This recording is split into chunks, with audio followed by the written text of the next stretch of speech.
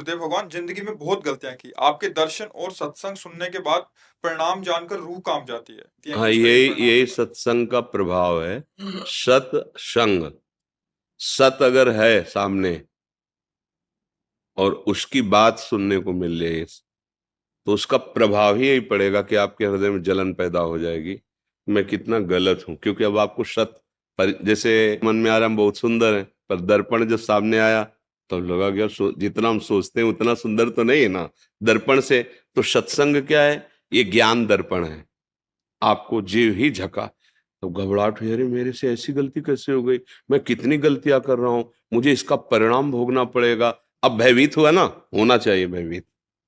अब भय से निर्भय की हमारे अंदर वृत्ति मैं कैसे बचूं? तो भगवान कह रहे हैं कि जो सभीत, सभीत माने भयभीत, जो सभीत आवा सर नहीं रखियो ताहि प्राण की नहीं। ये हमारे भगवान के वचन है कि अगर भयभीत होकर कोई जीव कि मैंने तो बहुत गलतियां की, बहुत पाप की, अब भगवान के सिवा मुझे कोई नहीं बचा सकता, और मेरी शरण में आ गया, तो भगवान कह रहे जैसे सब अपने प्राणों को दुलार करते ना, मैं ऐसे दुलार करूंगा उसका।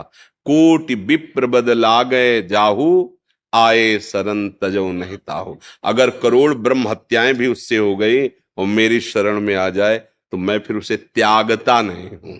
तो हमें लगता है कि डरना तो चाहिए, इस डर से मन जो है गलत कामों की तरफ जाएगा नहीं और भगवान की शरणागति हो जाएगी। क्योंकि भगवान ही एक ऐसे हैं जो बुरे आचरण वाले को भी गले लगाते हैं, दूसरा इस सृष्टि में कोई नहीं।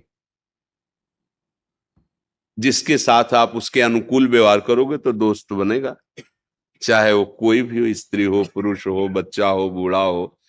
और आपसे प्रतिकूल व्यवहार बने फिर गले लगाए, ऐसा तो मुझे नहीं लगता सृष्टि में कोई हो।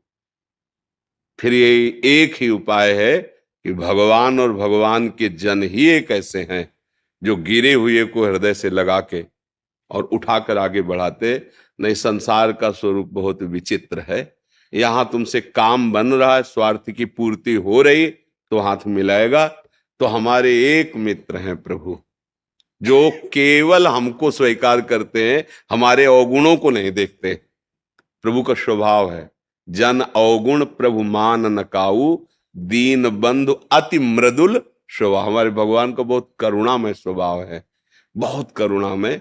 जैसे किसी अरब खरबपति आदमी का अकेला लड़का हो और उससे कोई नुकसान हो जाए, कोई गलती हो जाए, और वो दौड़ के कि पिताजी गलती हुई, तो उसका हृदय भराएगा और कहेगा चाहे सारी संपत्ति लग जाए दांव पे, तू चिंता मत कर, मैं तुझे कुछ नहीं होने दूंगा। तो आपको विश्वास हो जाता है ना, हमारे प्रभु तो अनंत ब्रह्मांडों के मालिक हैं। अच्छा, पिता क्या है कि कानून के आगे उसको भी झुकना पड़ेगा, लेकिन जिन्होंने कानून निर्माण किया वो हमारे प्रभु हैं। वो जब कह रहे कि माफ, तो फिर किया। हम बहुत बार उदाहरण किया है कि न्यायालय विभाग में वकीलों के द्वारा प्रमाणित हो गया दोष और उसकी सजा हो गई कि इसको फांसी की सजा दी जाए। अब तो कोई नहीं क्षमा कर सकता ना, बस एक राष्ट्रपति है क्षमा कर सकता है। ऐसे ही हमसे पाप हुए, माना, उनका दंड भी हमने नरकों में पढ़ा सुना शास्त्र में कि ये नरक में ये दंड मिलता है ऐसे पाप करने वालों का, वो भी पक्का सत्य। पर एक उपाय है, भगवान गरज करके कहते हैं सर्वधर्मान परित्यज्य माम एकम शरणम व्रज अहम त्वाम सर्व पापेभ्यो मोक्षयिष्यामि मा शुचा। एक राष्ट्रपति फांसी की सजा माफ कर सकता है, तो अनंत ब्रह्मांडों के स्वामी प्रभु कह रहे हैं मैं तुझे सर्व पापों से मुक्त करूं।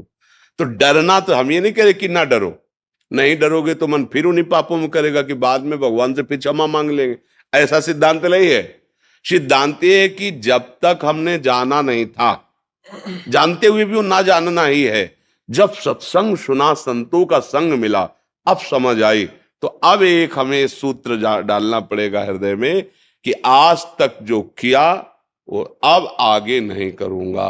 अगर कहीं विवश होके फिसल के होता है, वो भगवान अंदर बैठे हैं, वो संभाल लेंगे, उसका कोई आपको दंड भोगना नहीं पड़ेगा। भगवान हृदय में बैठे हुए सारे, लेकिन जानबूझ के नहीं, वो अंतर्यामी, उसको किसी सलाह की जरूरत नहीं, वो अंदर ही देख रहा है। तो हमें लगता है कि हमारे कल्याण मार्ग में ये बात तो जरूरी कि आपको डर होना चाहिए, शास्त्र का डर, समाज का डर, कानून का डर, भगवान का डर, ये आपको अच्छे मार्ग में चलाएगा। ये जो भय है ना, ये हमारे मन को अच्छे रास्ते पे चलाते हैं। तो ये भय तो रखना चाहिए, पर इतना भी भयभीत ना हो जाए कि हम भगवान का भरोसा ही ना रख पाए कि हम तो इतने नीचे कि भगवान, हम ऐसा नहीं है। भगवान इतने कृपालु हैं कि वो कैसा भी कोई हो, अपिचेत सु दुराचारो भजते माम अनन्य भाग। सु दुराचारों को मतलब होता सांगो पांग पाप करने वाला, कोई अंग नहीं छोड़ा पाप के, सब कर डाले। वो भी यदि मेरी शरण में आ जाता है तो साधु रेव मंतव्य, मैं उससे आदेश करता हूं कि साधु मानो, अब करो सद्य ते साधु, मैं उसे महात्मा बनाऊंगा। तो मालिक हैं वो। तो मुझे लगता है कि इस बात में हम डरे ना कि अब मेरा उद्धार नहीं हो सकता।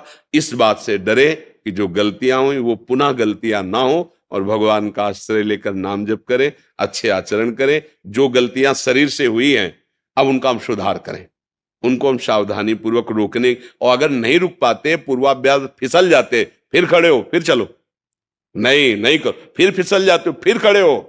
एक दिन तो आप अपनी इतनी मजबूती से निश्चय के द्वारा इन वृत्तियों को रोक लेंगे, पक्का रोक लेंगे। घबराने की जरूरत नहीं। अब जैसे कह दे कि आज से होना ही नहीं चाहिए, तो अनुभव नहीं इसलिए भले वो तुम बोल दो, नहीं, ऐसा नहीं है। ब्रेक भी मारो तो हाथ दो हाथ, ब्रेक लगने पर वो पहिया फिसल जाता है ना, ऐसी पूर्वाभ्यास है। आज से हम कह रहे नहीं करेंगे, पर एक समय ऐसा आएगा जिस समय हमसे त्रुटि हो जाएगी। इसलिए हम ये आपको कहते कि अगर फिसल गए तो घबराने की जरूरत नहीं, फिर खड़े हो, फिर कोशिश करो कि हम ना फिसले। फिर फिसल जाते हो, फिर खड़े हो।